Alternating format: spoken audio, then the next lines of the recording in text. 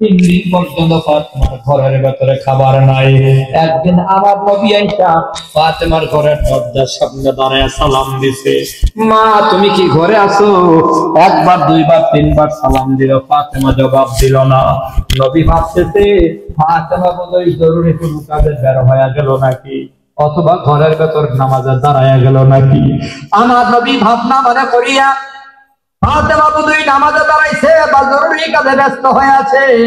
আল্লাহ নবী ঘরের দিকে রওনা করে ফাতেমা রাদিয়াল্লাহু তাআলা আনহা ঘরের ভেতরেই ছিল। নবীর তিনটা ডাক শুনছে, জবাব দিতে পারে নাই। মনে মনে ভাবে আমি যে আমার আব্বার ডাকে জবাব দিলাম না, আল্লাহ যদি বেজার হয় আমার কপাল তো খারাপ হয়ে যাবে। হঠাৎ করে ভয়, না জানি আমার মাওলা বেজার হয়ে যায় নাকি। চিৎকার মাইরা ডাক দিছে, আব্বা জান শুইনা যান, আমি ফাতেমা ঘরের ভেতরে আছি। আপনার আমার নবী একটা দৌড় মাইরা ফাতেমার ঘরের দরজার সামনে দাঁড়ায় জিজ্ঞাসা করে, মারে তিনবার করে সালাম দিলাম, তিনবার সালাম দিয়া জবাব পাইলাম না, তিনবার করে ডাক দিলাম কোনো জবাব দিলি না, এখন তোর জবাবের ভেতরে কান্না দেখা যায়, ব্যাপারটা কি? মা ফাতেমা কই, আব্বা গো আপনি যে আমার ডাক দিছেন, আমি আপনার ডাক শুনছি, জবাব দিলেই দরজাটা খুলতে হবে। আমি যে দরজা খুলবো এমন পরিবেশ আমার ছিল না। এমন একটা কাপড় আমি পরিধান করে রাখছি, যে কাপড়টা দিয়ে মাথা ঢাকলে আমার পা খুইলা যায়, পা ঢাকলে পরে আমার মাথা খুইলা যায়। আপনার সামনে কেমন করে আসবো? হায়া লজ্জা শরমের কারণে ও আব্বা আপনার সামনে আসবার পারি নাই। আমার আপনার নবী নিজের রুমাল দিয়া কয়, মা পর্দা কর। আমার নবীর রুমাল দিয়ে ফাতেমা পর্দা করে ঘর থেকে বের হয়। আন্দা করে জিজ্ঞাসা করে, মারে আমি যাই না শুনে আলীর কাছে তোরে বিয়া দিলাম। আলীর ঘর নাই, বাড়ি নাই, টাকা নাই, পয়সা নাই, খাবার দেওয়ার মতো তেমন সামানও নাই। আলী বড় গরিব, কিন্তু আমার বংশের ভেতরে আলীর যে দামি কোন নওজোয়ান যুবক আর নাই। আমার বংশের মধ্যে সর্বোত্তম যুবক হলো আলী। আলীর ব্যাপারে নবী কয়, আনা মানি মাদিনাতুল ইলমি ওয়া আলীউন বাবুহা, আমি হইলাম ইলমের শহর, ওই শহরের দরজা হইল হযরত আলী। ফাতেমা রে আমি গরিব আলীর ঘরে যাই না, বুঝা বিয়া দিলাম। তুই শুধু আমারে বল, অর্থের অভাবে অভাবের সংসারে কোনদিন স্বামীর মনে কষ্ট দিছ কিনা বল। ফাতেমা কই, আল্লাহর কসম আব্বা জান না খায়া মরতে পারি, কিন্তু আমি আমার স্বামীর কখনো না ফরমানি করতে পারবো না। আমি আলীর মনে যারা পরিমাণ কষ্ট পর্যন্ত দেয় না। বলতে একটা বালাকার মা বুন্দার পায়ে ধরে বলবো, মা ওরে এলাকার বোনেরা, তুমি কি ফাতেমার চেয়ে দামি মহিলা?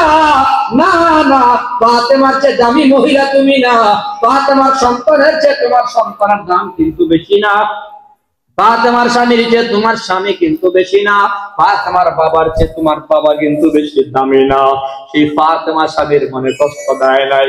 নবী বলেন, স্বামীর নাফরমানি করার কারণে বেশিরভাগ মহিলা জাহান্নামী।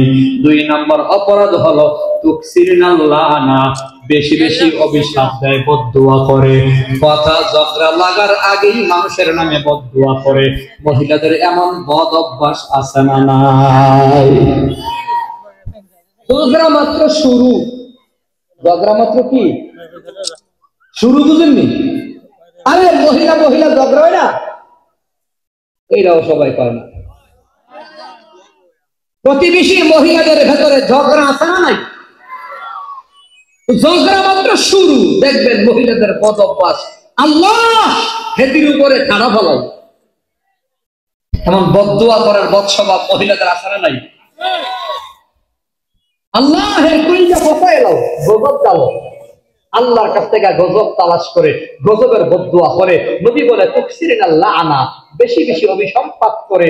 এই 2টা অপরাধে বেশিরভাগ মহিলা জাহান্নামের ভেতরে। আপনারা কি চান মহিলারা জাহান্নামে থাকুক? সবাই না করে নাই। হিংসা আছে নাকি মহিলাদের প্রতি? এই আপনারা কি চান মহিলারা জাহান্নামে থাকুক? আমি তো অনেক ব্যতিক্রম চাই। সারা বাংলাদেশের মানুষে চায় শেখ হাসিনা বাংলাদেশে না আসুক, আমি চাই বাংলাদেশে আসুক, বাংলাদেশে আসুক। কারণ যেই অত্যাচার অবিচার অপরাধ করেছে এর বিচার তো করা লাগবে। কথা বলেন ঠিক কিনা?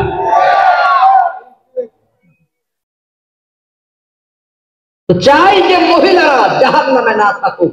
আমি আবার মহিলাদের পক্ষে, কারণ আমার এলাকায় আমার নির্বাচনে পুরুষদের চেয়ে মহিলারা ভোট দিছে বেশি। আপনার আমার নবীও কইছে, ও মহিলারা তোমরা জাহান্নামে কেন থাকবা, 4টা গুণ অর্জন করো। 4 গুণ যে মহিলা অর্জন করবে, নবী বলেন ওই মহিলার জন্য জান্নাতের সব দরজা খোলা। আরো জোরে কোন সুবহানাল্লাহ, আওয়াজ দিয়ে বলেন সুবহানাল্লাহ। আমি একটু বয়ান লম্বা করবো নিয়ত করছি, এজন্য ধীরে ধীরে করতেছি। অসুবিধা হচ্ছে নাকি? কোন সমস্যা আছে? আজকে তো গরম বয়ান হবে। মুফতি সাখাওয়াত হোসেন রাজি সাহেব আসতেছেন, যার কথার 10 মিনিট পরে পরে স্লোগান। প্রস্তুত থাকা লাগবে। আমার পরে গরম বয়ান চলতে থাকবে, আমি কিছু নরম কথা কয়ে যাই।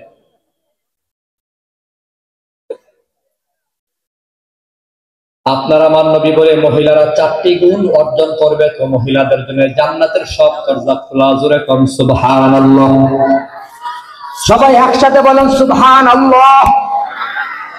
আওয়াজ উঠেছে বাবা, সুবহানাল্লাহ, আলহামদুলিল্লাহ, লা ইলাহা ইল্লাল্লাহ, আল্লাহু আকবার। আমার নবী বলে আল মারআতু ইযা সাল্লাত শামসাহা। এই মা বোনেরা শুনেন আমার কথাগুলো। নবী কয় এই সবাই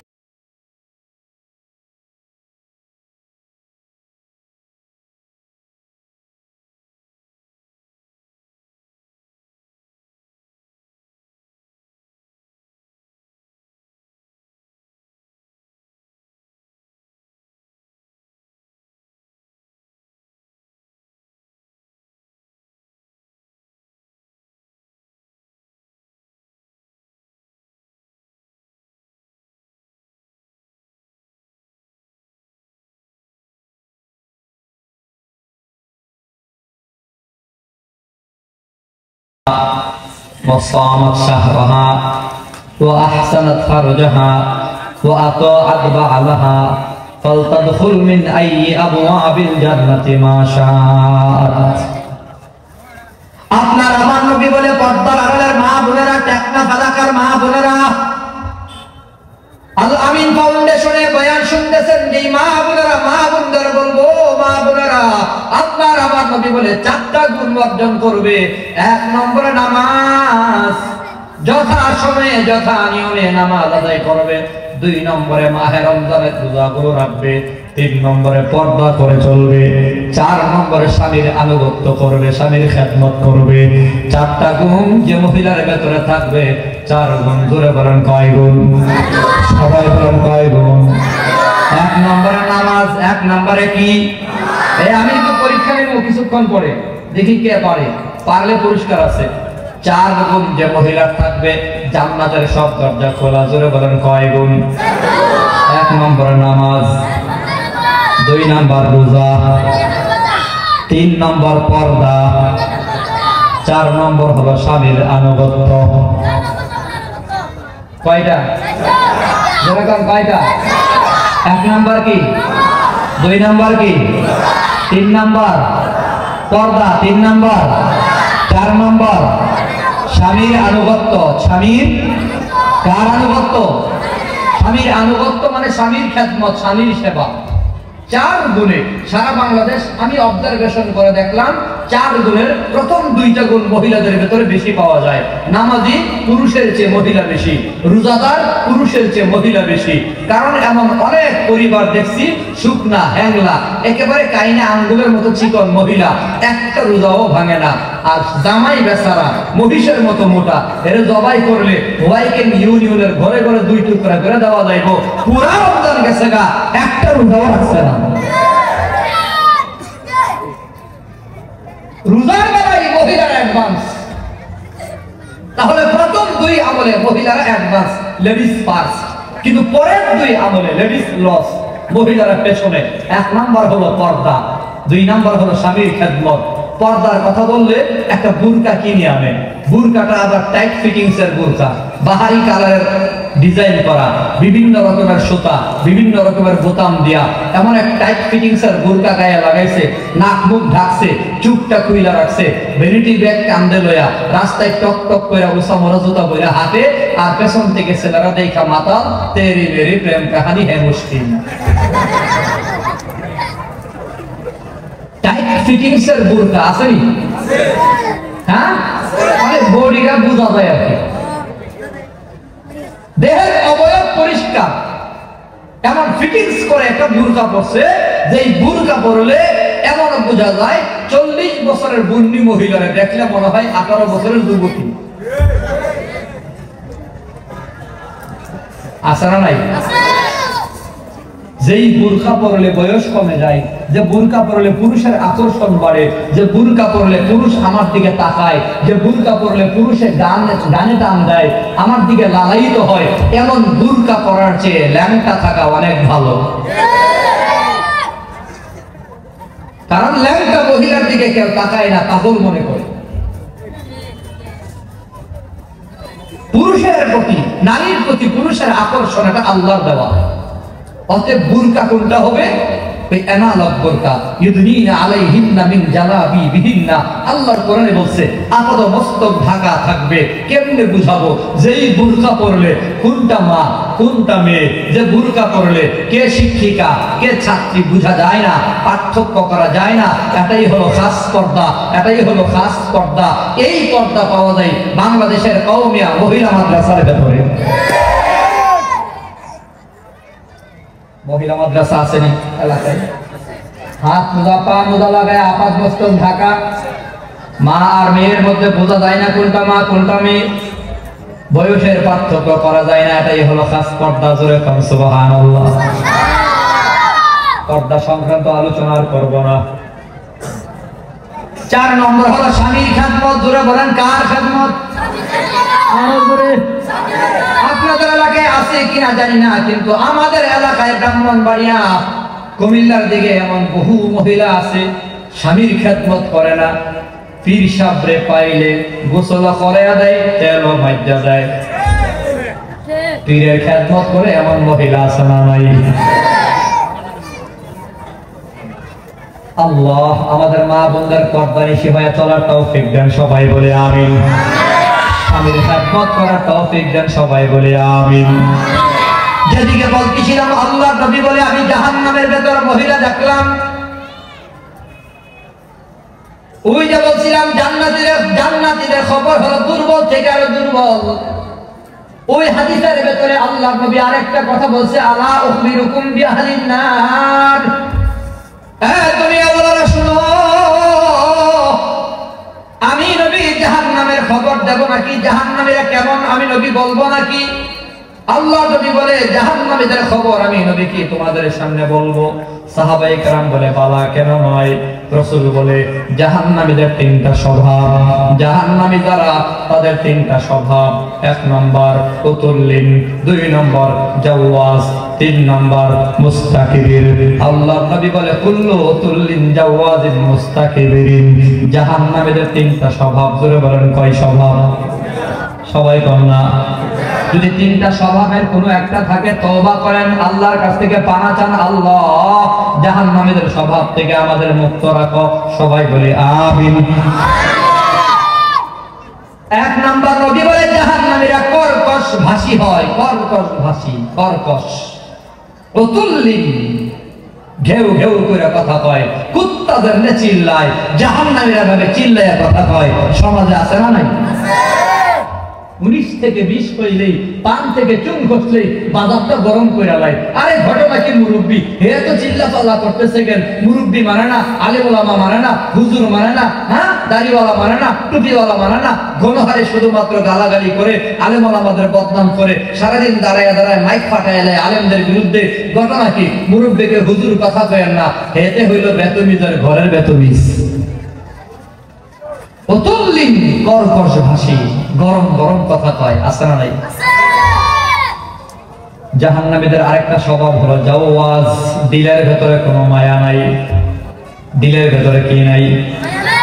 দরদ নাই, মায়া নাই, প্রেম নাই, মহাব্বত নাই, ভালোবাসা নাই। যতটুকু আছে সেটা হলো অভিনয়, অভিনয় আছে। পাখির মতো গুলি করে ছাত্র জনতাকে 2000 শহীদ করে দিয়েছে। 13 সালে আলেম ওলামাদেরকে শাপলা চত্বরে গুলি করে, বাকি রিবায়া গুলি করে শহীদ করে দিল। এত শত আলেমদের জেলখানায় বন্দী করে জীবন পঙ্গু করে দিয়া সংসদে দাঁড়ায় আবার আলেমদের নিয়ে ঠাট্টা করে, কই মোল্লারা গায়ে রং মাইখা শুয়ে আসিল। নাউজুবিল্লাহ কন্যা। নিরীহ নিরস্ত্র মানুষের বুকের ভেতরে যারা গুলি করতে পারে, আল্লাহ নবীর হাদিসের দ্বারা প্রমাণ হয় তাদের দিলে যেহেতু মায়া নাই, তারা জাহান্নামী, কোনো সন্দেহ নাই। 3 নাম্বার নবী বলে মুস্তাকিবিরিন, মানে অহংকারী। জাহান্নামীদের 3 নাম্বার স্বভাব হলো অহংকার। টাকার গরম, ক্ষমতার গরম, চেয়ারের গরম, আছে না নাই? আল্লাহ বলে মিনহা খলাকনাকুম, ওই যে প্রথম সিগন্যাল আল্লাহ বলে, এ দুনিয়াওয়ালারা, আমি আল্লাহ তোমাদেরকে মাটি দিয়া বানাইলাম। মাটি হলো নরম, তোমাদের ব্যবহার হবে নরম, তোমাদের ব্যবহার হবে নরম, আচরণ হবে নরম। যেমন আল্লাহ বলে ইবাদুর রহমানিল্লাযীনা ইয়ামশুনা আলাল আরদি হাওনা ওয়া ইযা খাতাবাহুমুল জাহিলুনা ক্বালু সালামা। আল্লাহ বলে রহমানের খাঁটি বান্দারা চলবে নরম, বলবে নরম। রহমানের খাঁটি বান্দারা চলবে নরম কদমে, সালাম দিয়া কথা কয়, সালাম ছাড়া কথা কয় না। হাসি দিয়া, মুচকি হাসি দিয়া কথা কয়, তার মানে চলেও নরম, বলেও নরম। গরম বলে না, গরম চলে না। রহমানের খাঁটি বান্দার পরিচয় আল্লাহ দিয়েছেন। আল্লাহ নবী বলে আল মুসলিমু মান সালিমাল মুসলিমুনা মিন লিসানিহি ওয়া ইয়াদিহি। প্রকৃত মুসলমান হলো যে, প্রকৃত মুসলমান হলো সে যার জবান থেকে অন্য মানুষ নিরাপদ, যার হাত পা অঙ্গ প্রত্যঙ্গ থেকে অন্য মানুষ নিরাপদ, সে হলো খাঁটি মুসলমান। একজন প্রকৃত মুসলমান কখনো কারো উপর আক্রমণ করতে পারে না, বিনা অপরাধে কাউকে গুলি করতে পারে না, বিনা অপরাধে কোনো সাথীর উপর হামলা করতে পারে না। যারা বিগত দিনে গড় হয়ে সাধারণ মানুষকে গুলি করে পাখির মতো মেরে ফেলেছে, আমাদের জেলখানায় বন্দী করেছে, এরা এবং তারা গত কয়েকদিন আগে টঙ্গীর ইস্তেমার ময়দানে রাতের আধারে রামদানিয়া চাকু ছড়িয়ে নিয়া ডাকাতের মতো হামলা করে 3 জনকে যারা শহীদ করে দিয়েছে, এরা একটাও মুসলমান না, এরা হলো আওয়ামী লীগ আর সন্ত্রাসী লীগের সদস্য। এরা হলো তাবলীগ না সন্ত্রাস লীগ? সন্ত্রাসী। আল্লাহ নবী বলে আল মুসলিমু মান সালিমাল মুসলিমুনা মিন লিসানিহি ওয়া ইয়াদিহি। প্রকৃত মুসলমান হবে নরম, গরম নাকি নরম?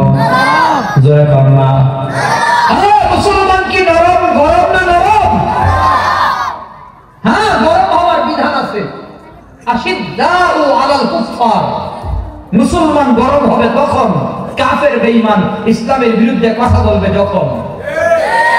অর্থাৎ বেঈমান ইসলামের দুশমনদের বেলায় নরম থাকা যাবে না, তখন কিন্তু গরম হতেই হবে। কথা বলেন ঠিক কিনা? কিন্তু নিজেদের বেলায় নরম। রুহামা ও বাইনাহুম, নিজেদের ব্যাপারে নরম থাকবে, নরম থাকবে, নরম থাকবে, নরম। আজকে বাংলাদেশে আমরা ঐক্যবদ্ধ হতে পারি না কেন? আমরা তাগুদের ব্যাপারে কথা বলি নরম, আর নিজেদের বিরুদ্ধে কথা বলি গরম। এই সাহাবায়ে কেরামের 2টা কোয়ালিটি যদি আমাদের মধ্যে চলে আসে, কয়টা বলেন? কয়টা? আল্লাহ পাক এই আয়াতে 3টা বলছেন সাহাবা আজমাইনদের কোয়ালিটি। 1 নাম্বার আশিদ্দাউ আলাল কুফফার, সাহাবা আজমাইন কাফের বেঈমানদের ব্যাপারে কঠোর ছিল।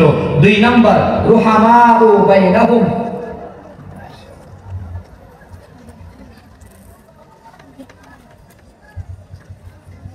রুহামাউ বাইনাহুম। 2 নম্বর হলো সাহাবায়ে কেরাম নিজেদের ব্যাপারে একেবারে হৃদয়বান ছিলেন, মহাব্বতের ভালোবাসাপূর্ণ সম্পর্ক ছিলেন। আরেকটা হলো সীমাহুম ফি ওয়ুজুহিহিম মিন আসারিস সুজুদ তারাহুম রুকআন সুজদান ইয়াবতাগুনা ফাদলান মিনাল্লাহি ওয়া রিদওয়ানা। অর্থাৎ সাহাবা আজমাইনের 3 নাম্বার বৈশিষ্ট্য আল্লাহ বলেছেন তারা নামাজের ব্যাপারে পাগল ছিল। 1 নাম্বার কাফেরদের ব্যাপারে কঠোর, 2 নম্বর নিজেদের বেলায় হৃদয়বান মহাব্বতপূর্ণ সম্পর্ক সহানুভূতি ছিল, আর পাক্কা নামাজি ছিল। যার দরুন কাফের বেঈমানরা 313 সাহাবীর বিরুদ্ধে 1000 কাফের ময়দানে টিকে নাই। বদর যুদ্ধের ইতিহাস হলো মুসলমানদের সংখ্যা 313, কাফেরদের সংখ্যা 1000, কিন্তু 313 এর বিরুদ্ধে 1000 টিকে নাই, পালাতে বাধ্য হয়েছে। কেন? সাহাবায়ে কেরাম মজবুত ছিল, ঐক্যবদ্ধ ছিল। আজকে এত মুসলমান থাকার পরও বেঈমান নাফরমানরা বারবার ধোঁকা দিয়া আমাদের মাথার উপরে কাঁঠাল রাইখা খায় আর জুলুম নির্যাতন করে স্বৈর শাসক হয়ে যায়। বারবার আমাদেরকে বন্দী করে কাঠগড়ায় আটকায়া দেয়, রাজবন্দী করে ফেলে। মুসলমানের অভাব নাই, আলেমের অভাব নাই, এরপরও আমরা দুর্বল কেন? একমাত্র কারণ হলো আমরা সংঘবদ্ধ নয়, ঐক্যবদ্ধ নয়। যদি আমরা ঐক্যবদ্ধ হতে পারতাম, আগামীর বাংলাদেশ ইসলামের বাংলাদেশ হয়ে যেত। কোন বেঈমান নাফরমানেরা ঐক্যবদ্ধ হয়ে ফেরাবার ক্ষমতা রাখবে না। এখন আমি মনে করি একটাই দরকার, এক হওয়া। বলেন কি হওয়া? জোরে বলেন কি হওয়া? আমি মাঝে মধ্যেই আমার ফেসবুকে লিখি, হেফাজতে ইসলাম, চরমনাই, জামাত ইসলাম, সাধারণ মানুষ যাদেরকে ইসলাম মনে করে, সাধারণ মানুষ যাদেরকে আলেম মনে করে। আমার আপনার মধ্যে দ্বন্দ্ব আছে। আমি মনে করি আপনি আলেম হই না, আপনি মনে করেন আমি আলেম হই না। কথা শুনেন, বুঝলেন? আমি মনে করি ওর হ্যাঁ আলেম না, সে মনে করে আমি আলেম না। আমাদের ভেতরে দ্বন্দ্ব আছে। কিন্তু সাধারণ একজন মূর্খ মানুষকে যদি জিজ্ঞাসা করা হয়, মামুন সাহেবকে আলেম বলবে, নাইলে আমির সাহেবকে আলেম বলবে, ডক্টর মিজানুর রহমান আজহারি সাহেবকে আলেম বলবে, এবং জামাত ইসলামকে ইসলামী দল মনে করে, চরমনাইকে ইসলামী দল মনে করে, হেফাজতকে ইসলামী দল মনে করে। সাধারণ মানুষ যে দলগুলোকে ইসলামী দল মনে করে, সাধারণ মানুষ যাদেরকে আলেম মনে করে, এই দলগুলো যদি ঐক্যবদ্ধ হয়, এই দলগুলো যদি ঐক্যবদ্ধ হয়, এই আলেমরা যদি ঐক্যবদ্ধ হয়, তো বাংলাদেশে আগামীর বাংলাদেশ হবে ইসলামের বাংলাদেশ। সংসদে কথা হবে, কোরআন থেকেই কথা হবে। সমস্যা হলো আমাদের ভেতরে একতা নাই। ঐক্যবদ্ধ হওয়ার দরকার আছে না নাই? আমি মাঝে মধ্যে মুরব্বীদের পায়ে হাত রেখে বলি, আপনারা ঐক্যবদ্ধ হন। আমার বিশ্বাস জাতি ঐক্যবদ্ধ, নামাজি বেনামাজি সবাই ঐক্যবদ্ধ। যার নাম মুসলমান, যে মুসলমানের ঘরের মুসলমান, নামাজ না পড়লেও তারা ঐক্যবদ্ধ আছে। সবাই মিলে এদেশে ইসলাম চাই, সংসদে কোরআনের আইন চাই। সাধারণ মানুষ নামাজ না পড়লেও সংসদে কোরআন চাই, সাধারণ মানুষ নামাজ না পড়লেও হুকুমত ইসলামের চাই। সাধারণ পাবলিক আমি দেখছি ঐক্যবদ্ধ। এখন এক হওয়া দরকার। আমরা যারা নেতৃত্ব দেয়, আমাদের মুরব্বীরা, আমাদের আলেমরা যদি ঐক্যবদ্ধ হয়, সাধারণ মানুষ আগামীতে আলেমদেরকে সংসদে ঢুকাবে। কথা বলেন ঠিক কিনা? একে হও মুসলিম, একে হও আজ, এক হওয়া ইমানের মূল কারুকাজ, এক হওয়া ইমানের মূল কারুকাজ। এক হওয়ার দরকার আছে না নাই? আমার কথা কি বুঝলেন? তাই আওয়াজ দিয়ে এখন আমাদের এক হওয়ার দরকার আছে না নাই? একে হও মুসলিম, একে হও আজ, এক হওয়া ইমানের মূল কারুকাজ, এক হওয়া ইমানের মূল কারুকাজ। শয়তান চাই না তুই ঐক্য গড়ি, শয়তান চাই না তুই ঐক্য গড়ি, হাতে হাত কাঁধে কাঁধে জিহাদ করি, হাতে হাত কাঁধে কাঁধে জিহাদ করি। সহজে কায়েম করি কোরআনের রাত, সহজে কায়েম করি দ্বীনের সমাজ। এক হও মুসলিম, এক হও আজ, এক হওয়া ইমানের মূল কারুকাজ, এক হওয়া ইমানের মূল কারুকাজ। একসাথে বলেন, এক হওয়ার দরকার আছে না নাই? সবাই আওয়াজ দিয়ে বলেন, এক হও মুসলিম, এক হও আজ, এক হও মুসলিম, এক হও আজ, এক হওয়া ইমানের মূল কারুকাজ, এক হওয়া ইমানের মূল কারুকাজ। ঐক্যকে ভয় পাই সারা দুনিয়া, ভয়ে কাঁপে সন্ত্রাসী যত খুনিরা, ভয়ে কাঁপে সন্ত্রাসী যত খুনিরা, তখন আসে যত বড় মহারংবাজ, তখন আসে যত বড় মহারংবাজ। এক হও মুসলিম, এক হও আজ, এক হওয়া ইমানের মূল কারুকাজ, এক হওয়া ইমানের মূল কারুকাজ। ঐক্যই বিজয়ের বড় হাতিয়ার, ঐক্যই বিজয়ের বড় হাতিয়ার, মর্যাদা শক্তি সে মহাজনতার, মর্যাদা শক্তি সে মহাজনতার। ক্ষুদ্রকে সে বানায় রাজা মহারাজ, ক্ষুদ্রকে সে বানায় রাজা মহারাজ। এক হও মুসলিম, এক হও আজ, এক হওয়া ইমানের মূল কারুকাজ, এক হওয়া ইমানের মূল কারুকাজ। আমরা যদি ঐক্যবদ্ধ হয়, এক স্বৈরাচার যেভাবে পালাইছে, ভবিষ্যতের স্বৈরাচাররাও পালাতে বাধ্য হবে। কথা বুঝলেন? শুধুমাত্র জাতি ঐক্যবদ্ধ হওয়ার কারণেই পালাতে বাধ্য হয়েছে। পক্ষে তো সব ছিল, অস্ত্র ছিল, আর্মি ছিল, র্যাব ছিল, হ্যাঁ, বিজিবি, বিডিআর সবাই তার পক্ষে ছিল, সেভ করার জন্য চেষ্টা করেছে। সবাই তার পক্ষে থাকার পরেও শুধুমাত্র জনগণ ঐক্যবদ্ধ হওয়ার কারণে পালাতে বাধ্য হয়েছে। আর না হয় টার্গেট ছিল 2041 পর্যন্ত ক্ষমতায় থাকবো, 41-এর আগে আমি ক্ষমতা ছাড়বো না, দৈন্তান্নয়কার না। কিন্তু আল্লাহর খেলা বোঝা বড় কঠিন। আল্লাহ তো সেনা প্রধানকে ঘুরাইয়া দিছে, সেনা প্রধান নাকের নাক রাইখা, চুকে চুক রাইখা জানাইয়া দিছে 41 সাল বহুদূর, সময় মাত্র 40 মিনিট। সময় কয় মিনিট? আসল খেলাটা কার? জোরে কন্যা। অতএব মানুষের সাথে গরম দেখায়েন না, মেজাজ দেখায়েন না, জুলুম করেন না, নির্যাতন করেন না। এত বড় ক্ষমতাধর প্রধানমন্ত্রী পতন হওয়ার পেছনে কারণ কি? কেউ মনে করে এটা বিএনপির কারামতি, কেউ মনে করে জামাত শিবিরের কারামতি, কেউ মনে করে ছাত্র জনতার কারামতি। আমি বলি কারু কারামতি না, সরাসরি আল্লাহর গজব।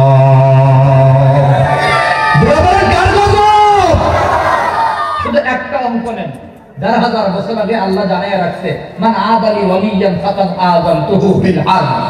আলেমদের থেকে শুনছেন, মান আদালি ওয়ালিয়ান ফাকাদ আযানতুহু বিল হারব। নবী হে, দুনিয়ার বাসীকে জানাইয়া দেন, আমি আল্লাহর ঘোষণা, আপনার জবান দিয়ে শুধু বের হবে, কথাটা আল্লাহ মাইকিং করছে আমার নবী। মান আদালি ওয়ালিয়ান ফাকাদ আযানতুহু বিল হারব। আল্লাহ বলে, যে আমার বন্ধুদের সাথে দুশমনি করবে, এদিকে গভীর মনোযোগ। আল্লাহ বলে, যারা আমার বন্ধুদের সাথে দুশমনি করবে, তাদের সাথে আমি আল্লাহ যুদ্ধ ঘোষণা করলাম, আমি আল্লাহ যুদ্ধ ঘোষণা করলাম। আমার বিশ্বাস এখানেই, নমরুদের বিরুদ্ধে আল্লাহ যুদ্ধ করেছে কেন? নমরুদ ইব্রাহিমের বিরুদ্ধে দুশমনি করেছে, এজন্য আল্লাহ যুদ্ধ করেছে। মুসা নবীর বিরোধিতা করার কারণে আল্লাহ ফেরাউনের সাথে যুদ্ধ করেছে। আবু জাহাল আমার নবীর বিরোধিতা করার কারণে আল্লাহর বন্ধু যেহেতু আমার নবী, আবু জাহালের সাথে আল্লাহ যুদ্ধ করেছে। আজকের এই যুগে নব্য ফেরাউন, লড়ি ফেরাউন, শেখ হাসিনা আলেমদের সাথে দুশমনি করার কারণে আল্লাহ সরাসরি স্বৈর শাসক শেখ হাসিনার সাথে যুদ্ধ ঘোষণা করেছে। এটা সরাসরি আল্লাহর যুদ্ধ। বলেন কার যুদ্ধ? আর কোনো কারামতি নাই। নিরীহ নিরপরাধ আলেমদেরকে জেলখানায় বন্দী করে রাখার কারণে আল্লাহ পাক গজব ঢেলে দিয়েছে। কথা বলেন ঠিক কিনা? অতএব আলেমদের বিপক্ষে যারাই যাবেন, 16 আনা বুঝে পাবেন, আজ না হয় কাল। আর কোনো কারণ নাই মিয়া। আলেমদের দুশমন বানায়া নরেন্দ্র মোদীরা বন্ধু বানাইছে। কথা বোঝা নাই আমার? দুশমন বানাইছে আলেমরে। দুশমন বানাইছে কারে? দুশ্মন বানাইছে কারে? এক নরেন্দ্র মোদীরে খুশি করার জন্য শাইখুল হাদিস ইবনে শাইখুল হাদিস আল্লামা মামুনুল হককে 3 বছর কারাবন্দী করে রেখেছে আলেমদের দুশমন বানাইয়া। জালেম নরেন্দ্র মোদীর বন্ধু বানাবার কারণে আল্লাহ তাআলা গজব ফালাইয়া আলেমের দেশ থেকে বাইর কইরা বন্ধুর বাড়িতে পাঠিয়ে দিয়েছে। গোলাবাইন একটা গান গাইছে না, আমি তো ভালো না ভালো লইয়া থাকতো। তো বাংলাদেশের আলেমরা ভালো না, বাংলাদেশের মুসলমানরা ভালো না, নিরীহ নিরপরাধ মুসলমান মাজলুমরা ভালো না। যাও তুমি নরেন্দ্র মোদীর সাথে থাকো যতদিন মনে চাই। গোলাবাইন আবার মজা কইরা, গোলাবাইন তো খুব খারাপ, গানও বানাইছে, মোদীরও বউ নাই, হাসিনারও জামাই নাই।